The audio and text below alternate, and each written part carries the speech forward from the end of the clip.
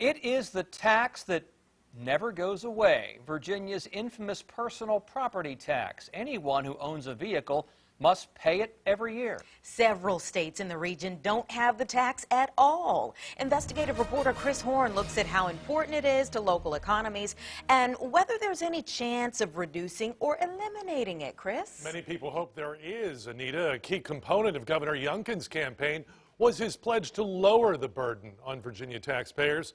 A leading tax opponent says there must be better ways to balance local budgets. Ever heard of pay me now or pay me later? Buy a vehicle in Virginia and you have to do both. In addition to the sales tax at purchase, there's that pesky personal property tax. For years down the road, you continuously pay year after year after year. As head of the local Libertarian Party, Robert Dean wants it to go away.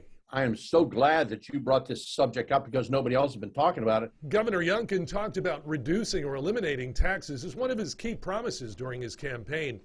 On Friday, he told us he wants to empower taxpayers when it comes to tax increases. A big initiative for us is to give Virginians the ability to review what's happening with their personal property taxes. Not all states have the vehicle tax. 23 states, including Delaware, Maryland, Pennsylvania, New York, and New Jersey, plus D.C., have no annual vehicle tax at all. If they can do it without all the infusion of federal dollars, such as the military and that brings into this area from the Department of Defense, then we should certainly be able to phase it out. Tax rates vary in the 7 cities. Virginia Beach has the lowest rate at 4%.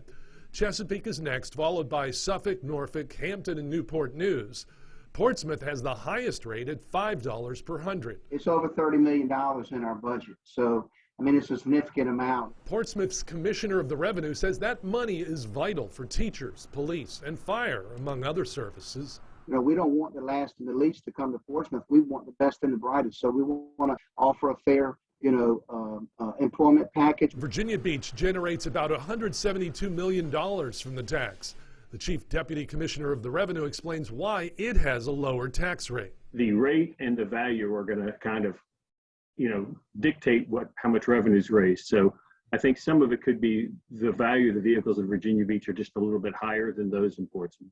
Pleasure boats are taxable too, but at a lower rate, way lower. Would be 1/100,000 of a cent. You heard him right, 1/1,000,000 of a cent. So let's do the math.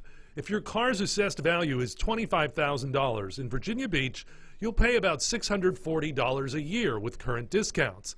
But let's say you have a pleasure boat assessed at 10 times that value, $250,000. Your personal property tax bill is essentially 3 cents a year. Dean says the time is now to put pressure on Richmond.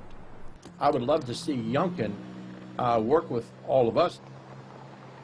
And Dean says he will take his campaign to get rid of the personal property tax to the board of his Libertarian Party, as well as the Tea Party, Republican women's groups, and the Democratic Party in Virginia Beach. We'll keep you posted. Chris Horne, 10 on your side.